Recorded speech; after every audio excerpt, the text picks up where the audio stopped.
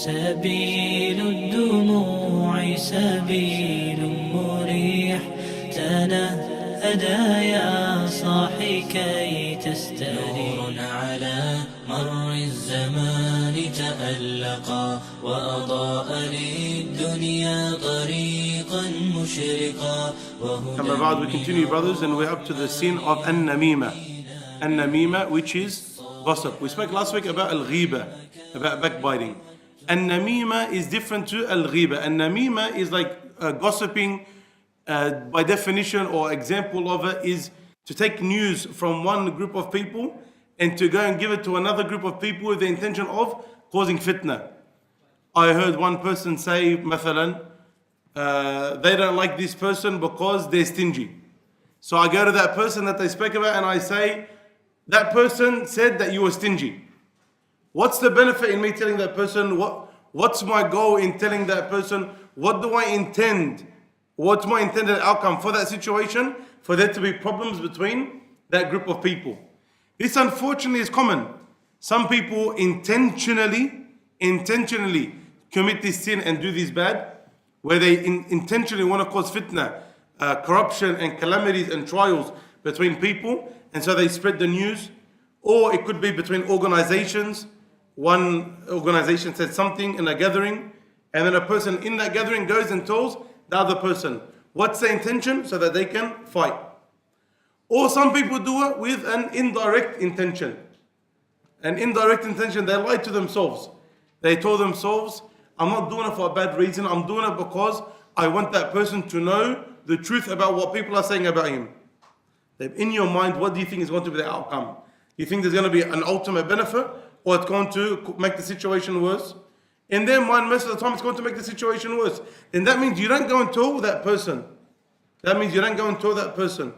Or, for example, happens a lot between the mashayikh and students of knowledge. Sometimes a shaykh will say one thing, and so some of the students from that lesson will go and will tell another shaykh. This shaykh said 1, 2, 3, 4, 5. We think he might have been speaking about you. Or you said the opposite to that. So what's your reply? So then they reply. And then they go to the shaykh. This shaykh said 1, 2, 3, 4, 5. We think it's about you. Or we think it's talking about what you were talking about. It's like a refutation. And so instead of it becoming a mas'ala in Islam, an issue in the sense of like a fiqh matter, it becomes a problem. It becomes a problem because now the mashayikh or the organizations are talking about each other rather than trying to solve the problem. And this is when these people become extremely problematic in our ummah, in our society, in our families, etc. Because whether they intend it or they try and lie to themselves and mask their intention, their ultimate ending, the ultimate result is badness and hatred and enmity and jealousy, etc. between one another. When is it beneficial to tell someone about something that someone else said or done? When there's a greater or an ultimate Islamic benefit. When there's a greater or ultimate Islamic benefit. For example, you find out that a group of people are intending to rip off a brother. For example, you go and you tell that brother, I heard some things that potentially there's a group of people that are intending to rip you off. So watch out in business, watch out in this, watch out for your safety, etc. This is different. Here there's an ultimate, proper, justified Islamic benefit. But when it's just to cause fitna, then this is not allowed. Or when you know, even if it's not your intention, but you know the end result is going to be fitna, then there's no need to spread that news.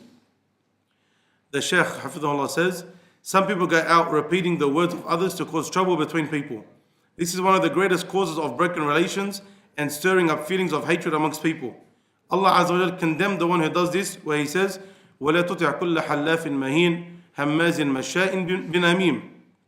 Allah says, and do not obey everyone who swears much. Wallah and wallah and wallah and wallah and wallah. Allah says, don't obey that person. And is considered worthless, yani he's belittled, a slanderer going about with such calamities or calumnies.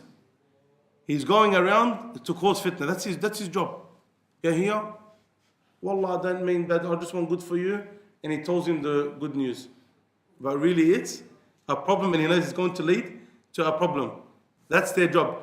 This is especially bad and really wrecks a lot of marriages. A lot of households. Happens a lot, unfortunately, with women because women get affected more and they're more emotional and they're more, how do I say in a nice way? They're more prone to liking what's happening with other people's lives and to talk about that for whatever the reason. That's why all of the gossip magazines, they're mainly targeted at women. Men don't care what George Clooney wore and what Brad Pitt wore. There aren't magazines for that. But there are magazines for women, what this lady wore and what she wore and what size she is. Have you ever cared in your life what size Brad Pitt is? No. The men don't care, alhamdulillah. As for a lot of the women, then they like to know these things. Who's this and who's that and who's dating who and where are they going and what are they wearing and who said what and how could they do this and they're cheating on that person and then there might be a fling, etc. So this nature sometimes it translates to bad actions like an-namima, gossiping. So especially the women, the men and the women, but especially the women need to be very cautious when it comes to the sin, because a lot of households are broken up because of this. A person sees something and they translate it their own way, they understand it their own way, and they go cause problems because of it. Or a person sees something but doesn't clarify what the intent of it was or what the reality of it was, and they cause big fitna. Once, alhamdulillah, I was married, and someone called up a family member of mine, and they said, I don't want to cause fitna, but I need to tell you. They go, Khair, what's wrong? They go, I wouldn't have said anything, but I feel sorry for his wife. This family member of mine, they're getting scared, they're getting worried, they're getting anxious. And no, his wife's in niqab, and I wouldn't have said it, but I feel bad for her. What's wrong? I just seen Nassim come out of a pub with two blonde girls getting into a car. Automatic reaction from my family member, automatic reaction was they believed that woman. That was the automatic reaction. That she thought she seen me come out of a pub with two blonde women getting into a car. The automatic reaction of my family member was she believed her. But then, alhamdulillah, she came to her senses and said, did he have a beard? And she goes, no. So then it wasn't Nassim. Nassim has a beard. Nassim has a beard. You can't take and put on the beard. Now, if the person didn't have a beard, automatically it wasn't Nassim. But just imagine that misinformation from that one person, if my family member was to believe it, and that was to spread. Whether it be in the community or it be back to my wife. Oh, we seen your wife, we seen him with two blonde women getting into a car, etc. Imagine the fitna that causes. Now, happens in workplaces. I think this person, need to watch out for this person. Why? He looks like a thief, for example. Or I seen him doing some stuff that looked a bit suspicious over there. Is it really room for suspicion? Have I clarified what the matter is? Is there something I'm not understanding from the situation? Am I speaking to the right people? Is it beneficial for me to talk in the first place? We need to ask these questions so we don't fall into these types of mistakes. And usually the halif is always linked to an-namima. Wallah, I only want good for you. Wallah, I'm only saying this because I'm sincere. Wallah, I'm only saying this because I don't want bad to happen to you. But whether you mask your intention or not, the reality is ultimately there's usually going to be big problems because of this gossiping. The Prophet ﷺ said, لا يدخل الجنة قتات. No eavesdropper will enter paradise. Eavesdropper here refers to a person who eavesdrops on others without their knowing, then goes and tells others what he has heard. We spoke previously about eavesdropping and how it's not allowed. This is worse because now the intention is not only to eavesdrop because you're a nosy person, the intention is to eavesdrop and then go and tell other people. Again, with the intention of what? The intention of causing fitna. Ibn Abbas radiallahu anhu said, the Prophet sallallahu alaihi wasallam passed by one of the gardens of Al-Madinah and heard the sound of two people being punished in their graves. The Prophet sallallahu alaihi wasallam said, يعذبان وما يعذبان في كبير. ثم قال بلى كان أحد إنه لكبير كان أحدهما لا يستر من بوله وكان الآخر يمشي بالنميمة. Rawahul Bukhari. They are being punished, but they are not being punished for any major sin. I'm not sure if you mentioned this last week, but we said this is incorrect translation. Now, it's not that then it is a major sin. It is a major sin. But what is then وَلَا يُعَذَّبَانِ فِي كَبِيرٍ, what's intended by they're not being punished by something major is that people perceive it to be something easy.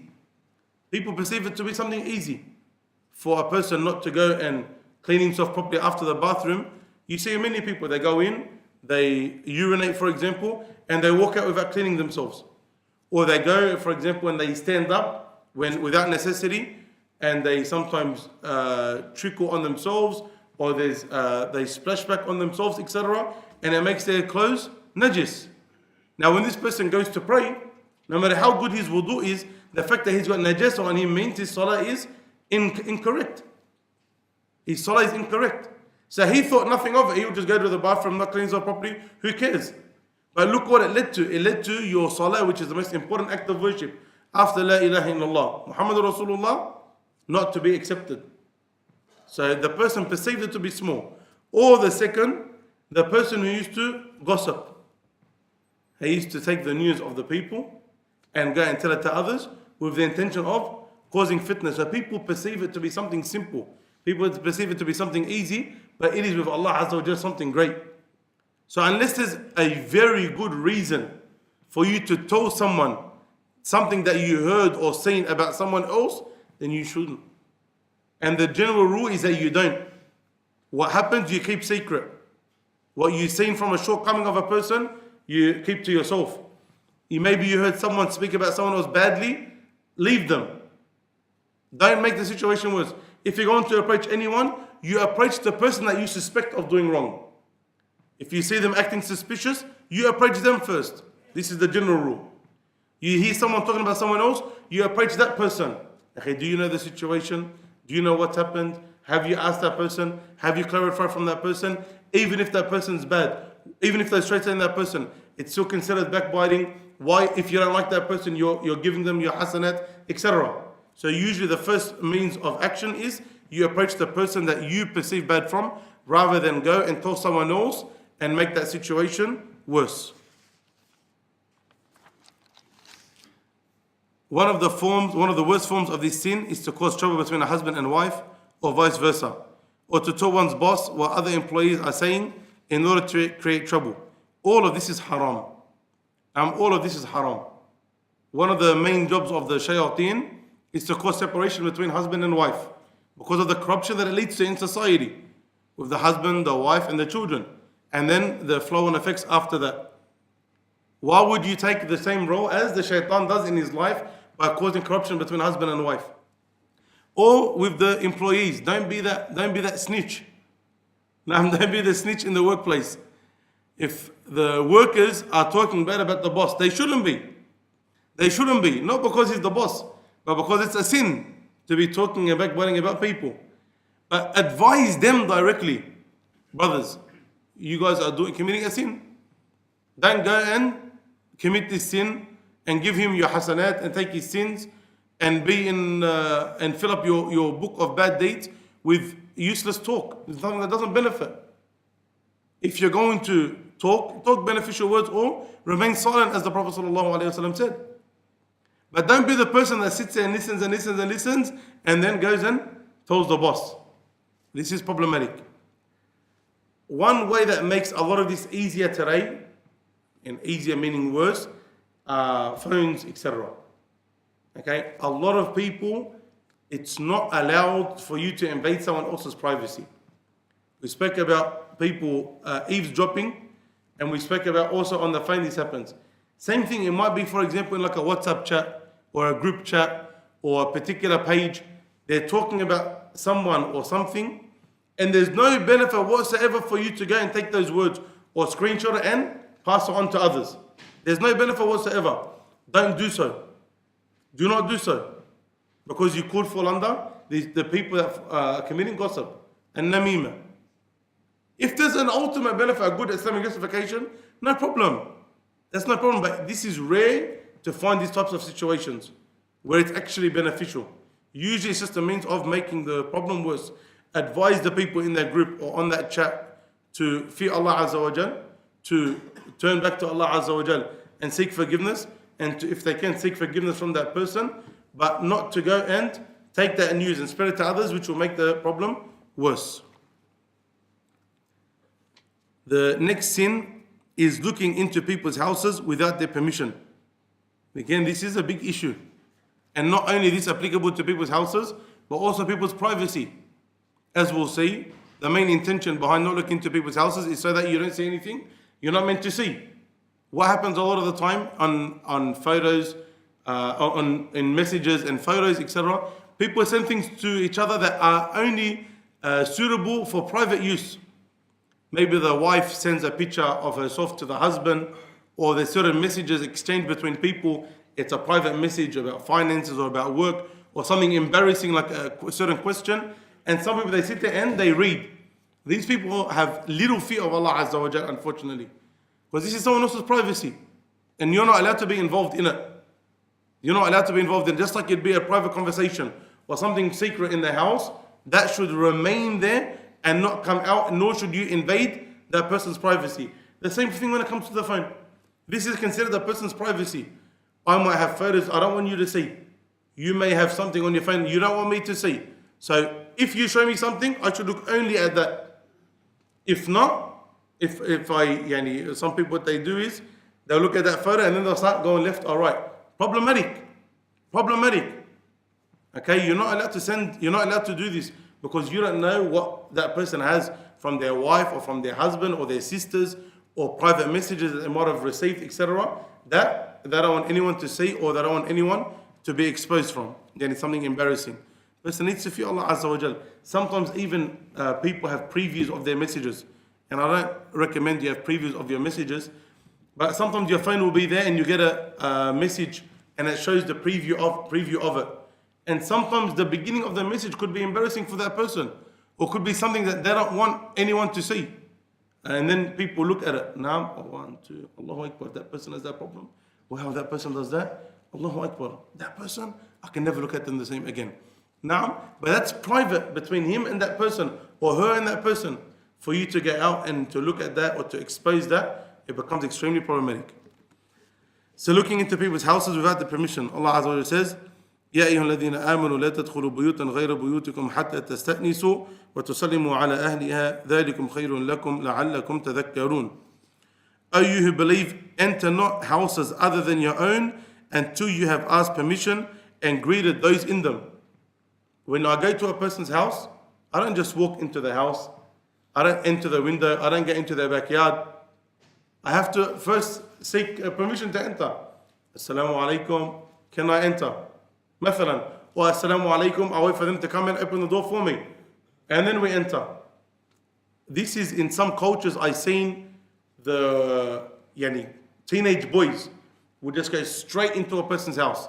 No questions, no nothing. They just literally open the door and walk straight in. This is extremely problematic. Extremely problematic. Now, how many a time people walked in to other people's houses and the women went wearing hijab, or sometimes like the father or the brother just came out of the shower, he's only got a towel on, etc.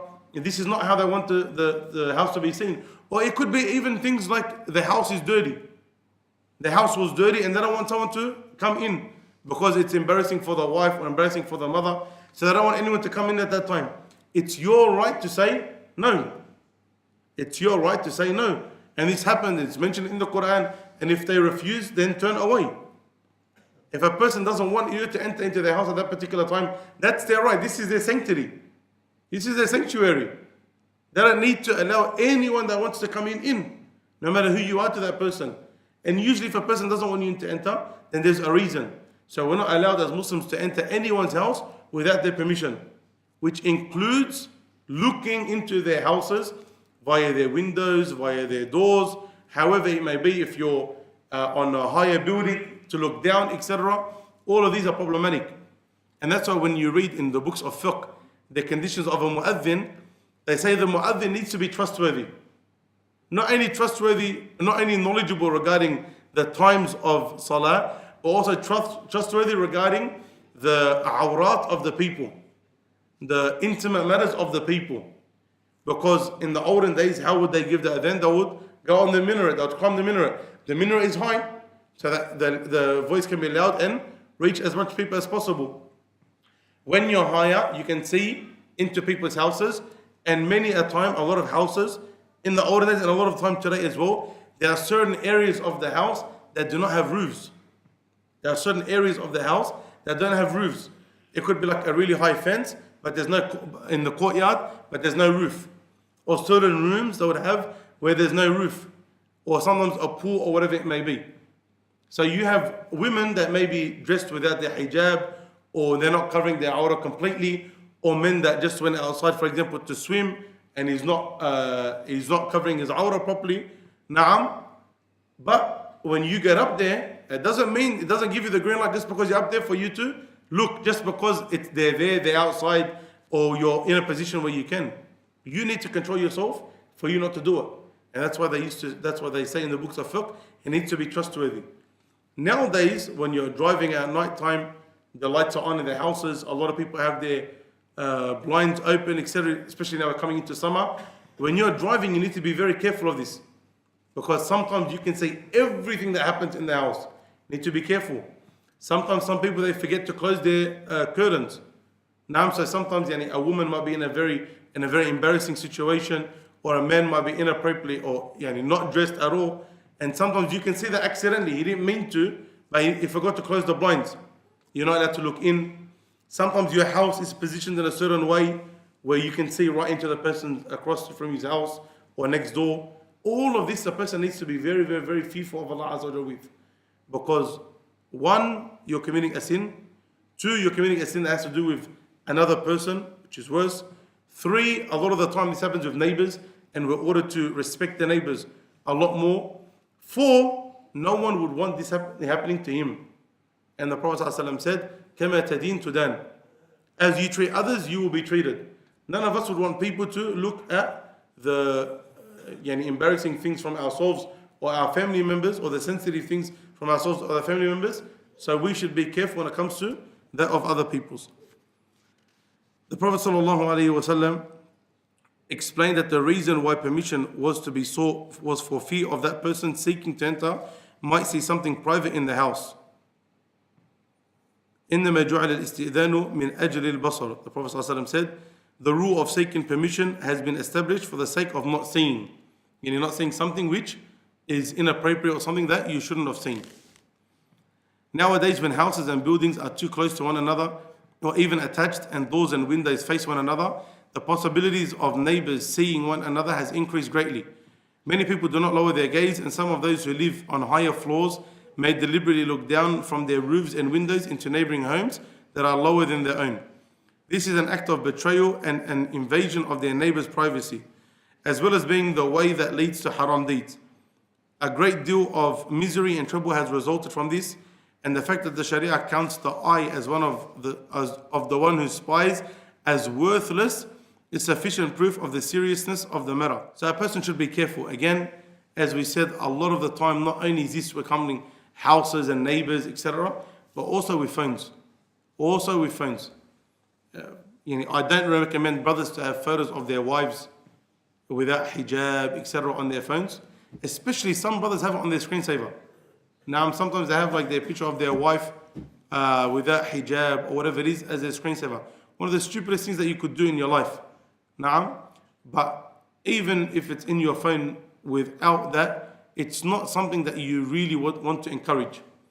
Your phone, for example, goes to the people that might be fixing your phone or changing your screen, etc. You don't know who's going to look at your phone. Sometimes accidentally you leave your phone open, and I've seen this many times. Sometimes a person accidentally leaves their phone open, people start to go through the photos. Again, they try and justify it nicely. Or we want to see whose phone it is. So if they check the photos, they'll know whose phone it is. Sometimes there's sensitive pictures of their wives or whatever it may be. All of this is inappropriate. Now, even when it comes to sisters sending their photos on like Snapchat to other sisters, Snapchat is meant to be between you and the people that you select to see it. That's known.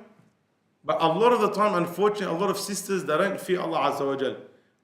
And sometimes they do, but they're very neglectful. So sometimes they'll be looking at photos and videos of the other people sent them in an open place or in front of their husband or their brothers. And this happened to me once. I was in the car and the lady in front was on Snapchat.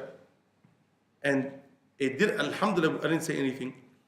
But it didn't click to me straight away that at any moment a girl could, one of her friends could have sent her something and without hijab, because she's thinking it's only going to that girl. And if I'm looking at the phone, boom, I send that girl without hijab. Now, why? Why? Or it could be something, a joke. And sometimes I've got, I might know Shan. And so I might send Shan something between me and him, it's acceptable. But for me to do it in public, it's unacceptable. So I send him a joke, or I send him a movement, or I send him a particular picture, which between me and him, it's okay because we have that relationship. But between everyone else, it's not. So if he, for example, goes and opens that in a public place, and there's other people around, or he's with people that shouldn't see that photo, it becomes extremely problematic. Now, because you could ruin people's reputations, you could ruin relationships if they go back and they start to gossip, etc. People could have the wrong understanding because they don't understand your relationship, etc. So entering a person's house or looking into without permission is obviously haram. And add on to that, people looking at people's private matters like their phones. Be very, very careful when it comes to that. And if you're the person that a person in front of you is on those types of applications, then tell them to move it or to turn it off and to look at it later, or make sure that you at least turn away. The third sin for tonight is two people conversing privately to the exclusion of a third.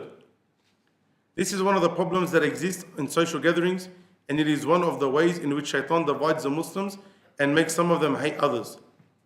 The Prophet ﷺ said, إذا كنتم ثلاثة فلا يتناجى رجلان دون الآخر حتى تختلط بالناس أجل أن ذلك يحزنه.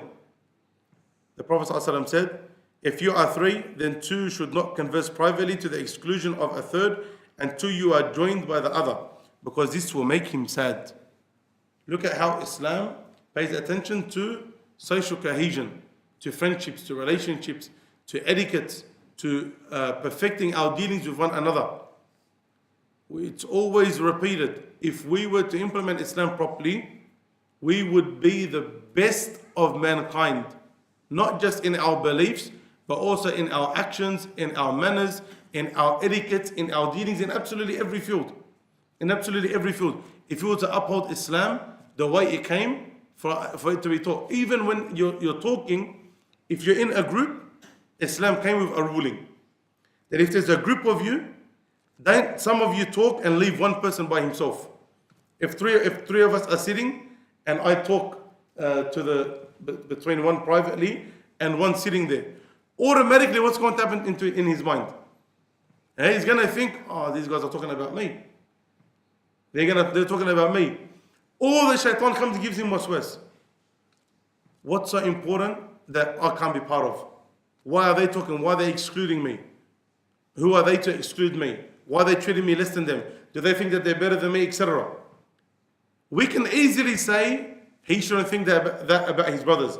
But Islam is not looking to give reasons for people to fall into problems for us to tell them, you shouldn't have that problem, brother, or you shouldn't have that problem, sister. No, Islam cuts it off from the bud. Islam cuts it off from the bud. That's why we have a lot of this is haram and that is haram and that is haram. A lot of it is to cut off any doorway to a greater haram. Islam doesn't want problems between people, doesn't want hatred between people. Okay, so we need to put rules and regulations to support that cohesion, to support that goodness and uprightness between in relationships. One of the ways, if three people are sitting or more, it could be three or more, they can't talk and exclude one particular person.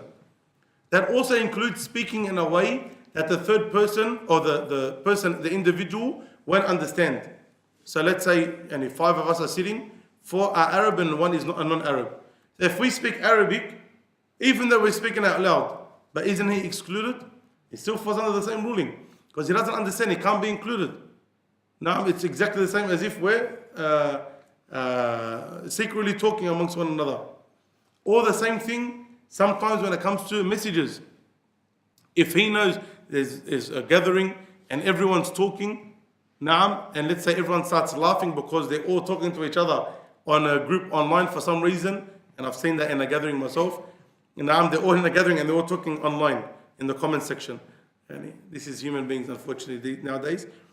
So they're all talking, and then that person feels excluded because it's not part of the conversation.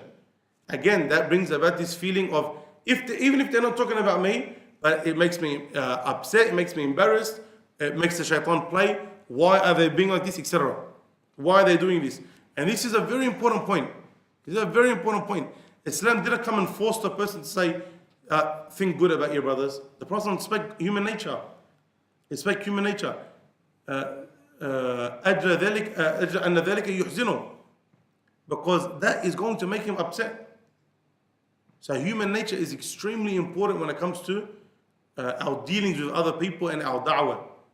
Some people, they have got Islam completely mixed up, where they think it's only like deen is some sort of special, I don't know how to explain it, but they think deen is one thing and human nature is another. It's incorrect. Both go hand in hand.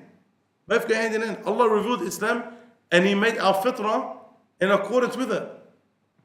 Our fitrah, our natural dispositions, what we feel is right and wrong, etc., is part of the religion.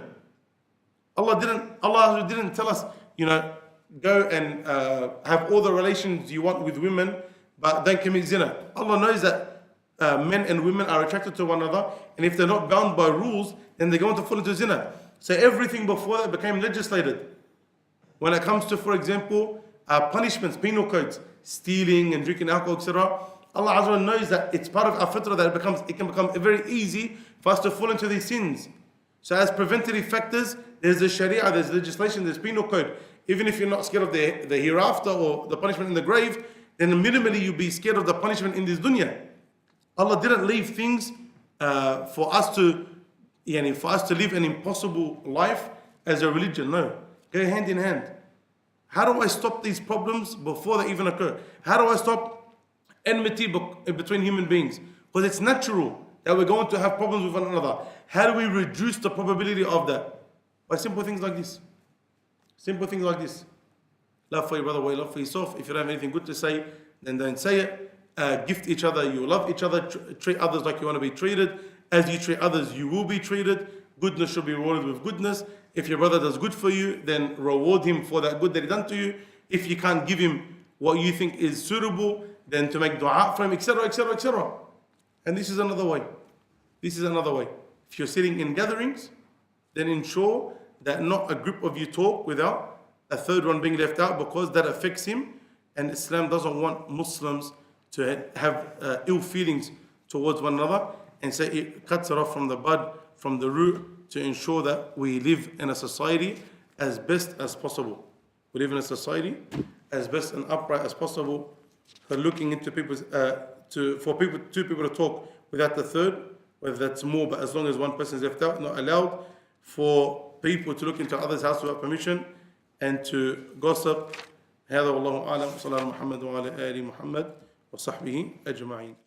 فبالله كم تستطب القروح ويبرأ جروح الكثير الجريح وينشط ذاك السقيم العليل وقد كان بالسقم دهرا طريق.